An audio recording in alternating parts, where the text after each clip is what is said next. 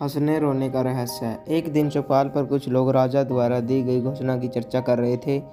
तेजा ने सुना राजा अपनी राजकुमारी के लिए वर खोज रहा है, जिसके लिए स्वयंवर आयोजित होना है। स्वयंवर में भाग लेने की कुछ शर्तें हैं। पहली शर्त के अनुसार 2 प्रश्नों के उत्तर देने हैं। पहला प्रश्न है, गौशाला में 3 गायें हैं, बताना है कौन सी गाय उम्र में सबसे छोटी, कौन सी सबसे बड़ी और कौन सी सबसे बड़ी है। दूसरी पहेली है, एक बंद खाली कमरे को कुछ सामान रखे बिना कैसे भरा जा सकता है। आगे युवक कह रहे थे, 2 पहेलियां किसी ने सुलझा ली तो अंतिम शर्त तो पूरी करना असंभव ही है। कड़े पहरे के बीच राजमहल में प्रवेश करना और फिर अंतपुर से राजकुमारी के पलंग के पायों के नीचे से सोने की ईंटें निकालकर राजा के सामने लाना। भला इतनी हिम्मत कौन कर सकता है। तेजा ने ध्यान से सारी बातें सुनी और घर वापस आया। उदास बेटे को प्रसन्न करने के लिए हीराबाई ने तेजे की मनपसंद बाजरे की रोटी और साग परोसा, लेकिन वह 2-4 निवाले खाकर ही उठ गया। खटिया पर लेटा वह सोच में पड़ रहा था, तभी हीराबाई उसका सिर सहलाने लगी। अचानक तेजी को अपना सपना याद आ गया और वह हंसने लगा, लेकिन माँ खुश होती इसके पहले ही वह रोने लगा। उस दिन हीराबाई ने कारण जानने की जिद पर ली। तेजा उदास स्वर में बोला, राजा की घोषणा को तू जानती है, मैं भी दरबार में जाकर अपना भाग्य आजमाना चाहता हूँ, तू मुझे जाने देगी। हीराबाई बोली, मुझे तुझ पर पूरा विश्वास है, तू जा। अगले दिन तेजा राजा के दरबार में पहुंचा। राजा चिंतित थे, उनकी शर्तें शायद कुछ अधिक ही कठिन थी। अभी तक कोई सफल नहीं हो पाया था। तेजा की वेशभूषा उन्हें अजीब लगी, फिर भी कुछ सोचकर उन्होंने उसे गौशाला में भेज दिया, जहाँ 3 गायें थी। तेजा ने राजा से गायों को 2-3 दिनों तक अपनी देख रेख में रखने की अनुमति ली। उसने गायों को 2 दिनों तक भूखा रखा। तीसरे दिन मैदान में घास का ढेर रखा और उसे चारों ओर से बांस और रस्सी से घेरकर थोड़ा ऊंचा बाड़ा बना दिया। फिर वह गायों को ले गया। एक ही छलांग में घास तक पहुंचने वाली गाय उम्र में सबसे छोटी थी। कई बार उछलने की कोशिश के बाद पहुंचने वाली गाय सबसे बड़ी और गिरते पड़ते किसी तरह पहुंचने वाली बूढ़ी गाय थी। तेजा के उत्तर से राजा संतुष्ट हुए। दूसरी पहेली सुलझाने के लिए तेजा राम से कुछ समय लेकर घर आ गया। उसकी समझ में नहीं आ रहा था कि बिना कुछ रखे खाली कमरे को भला कैसे भरा जा सकता है। सोचते सोचते अचानक उसे इसका भी हल मिल गया। वह राजा के दरबार में पहुंचा। राजा उसे बंद खाली कमरे में ले गए। तेजा ने कमरे की सारी बंद खिड़कियां और दरवाजे खोल दिए। कमरा सूर्य के प्रकाश से पूरी तरह से भर गया। राजा तेजा की बुद्धिमानी से चकित थे। उन्होंने उसे तीसरी शर्त पूरी करने के लिए कहा। कुछ दिनों की मोहलत लेकर वह फिर घर लौट आया। माँ के साथ मिलकर तरकीबें सोचता रहा।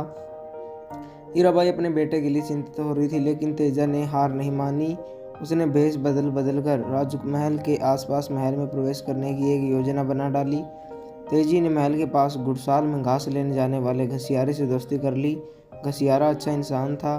तेजा ने एक दिन उसे विश्वास में लेकर सारी बातें बताई और बोला, मुझे घास के गट्ठर में छिपाकर महल के पास पहुंचा दो। उसकी बात मानकर घसियारे ने उसे महल के परिसर तक पहुंचा दिया। वह घास के ढेर में छिपा रात होने की प्रतीक्षा करता रहा। अंधेरे में कोई आसानी से नहीं देख सके, इसीलिए उसने काले रंग की पोशाक पहन रखी थी। आधी रात को अंधेरे में छिपते छिपाते वह राजकुमारी के कमरे तक पहुंचा। राजकुमारी गहरी नींद में सो रही थी। पलंग के चारों पायों के नीचे सोने की ईंटें अंधेरी में भी चमक रही थी। उसने धीरे से राजकुमारी को जगाया। वह डर गई। तेजा ने कहा, मैं यमदूत हूँ, तुम्हें ले जाने आया हूँ। राजकुमारी डरते डरते बोली, मेरा विवाह होने वाला है, मैं जीना चाहती हूँ, मुझे छोड़ दो। तेजा ने कहा, मैं तुम्हें छोड़ दूँ तो यमराज दूसरे दूत को भेजेंगे, वह तुम्हें ले जाएगा। यदि तुम मरना नहीं चाहती तो सामने रखे संदूक में छिप जाओ, वह तुम्हें नहीं खोज सकेगा। राजकुमारी के हाँ भरते ही तेजा ने उसे संदूक में बैठाकर संदूक बंद कर दिया और सोने की ईंटें निकाल ली। संदूक में बैठी राजकुमारी की नींद अब पूरी तरह से खुल चुकी थी। अब बहुत डरी हुई थी। सोच रही थी संदूक को जोर जोर से पीटे। तभी मन में बिजली सा एक विचार आया, कहीं यह वही नवयुवक तो नहीं जिसकी बुद्धिमानी की प्रशंसा पिताजी कर रहे थे। इसने 2 शर्तें पूरी कर ली और शायद तीसरी पूरी करने आया है। अपने को यमराज बताकर तो इसने मुझे नींद में ही डरा दिया था। यह तो मेरा होने वाला पति है। राजकुमारी सांस रोके चुपचाप बैठी रही। सोचने लगी, असली बहादुरी की परख तो तब होगी जब यह ईंटें लेकर सुरक्षित महल से निकल जाएगा। अब तेजा दबे पांव राजा के कमरे में पहुंचा। सिरहाने राजा की राजसी पोशाक रखी थी। उसने उसे पहन लिया और बाहर निकला। अंधेरे में सैनिकों ने उसे राजा समझ आंखें झुकाकर सलाम किया। राजकुमारी ने सुना तेजा सैनिकों को आज्ञा दे रहा था, गाड़ी निकलवाकर राजकुमारी के कमरे का संदूक रखवा दो, मुझे भी प्रस्थान करना है। हुक्म सुनते ही सैनिक गाड़ी लेकर ले आया और उसमें संदूक रख दिया गया। राजा का वेश धारण किए तेजा राजमहल से दूर निकल आया। अपने घर से कुछ दूरी तक पर उसने गाड़ी रुकवाई, संदूक उतरवाया और सैनिक को लौट जाने की आज्ञा दी। उसके चले जाने के बाद उसने राजकुमारी को संदूक से बाहर निकाला और बोला, डरो मत, मैं तुम्हें तुम्हारे पिता के पास पहुंचा दूंगा। राजा की शर्त ही ऐसी थी कि उसे पूरी करने के लिए मुझे ये सब करना पड़ा। अब मुझे डर है कहीं तुम्हें यहाँ लाने के अपराध में राजा मुझे दंडित ना करें। राजकुमारी तो सब कुछ समझ चुकी थी, हंसते हुए बोली, पिताजी से तुम्हारे लिए क्षमा मांग लूंगी। तेजा राजकुमारी को घर लेकर घर आया। दोनों को देखकर हीराबाई ने ढेरों सवाल पूछ डाले, लेकिन तेजा ने कहा, बताता हूँ। तभी अचानक उसे अपना सपना याद आ गया। वह हंसने लगा, लेकिन यह क्या?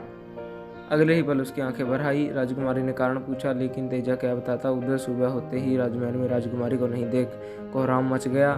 सभी परेशान थे। अचानक राजा की नज़र पलंग के पायों पर पड़ी और वे भी सब कुछ समझ गए। उन्होंने सैनिक को तेजा के घर भेजा। सैनिक दोनों को लेकर राजा के सामने आए।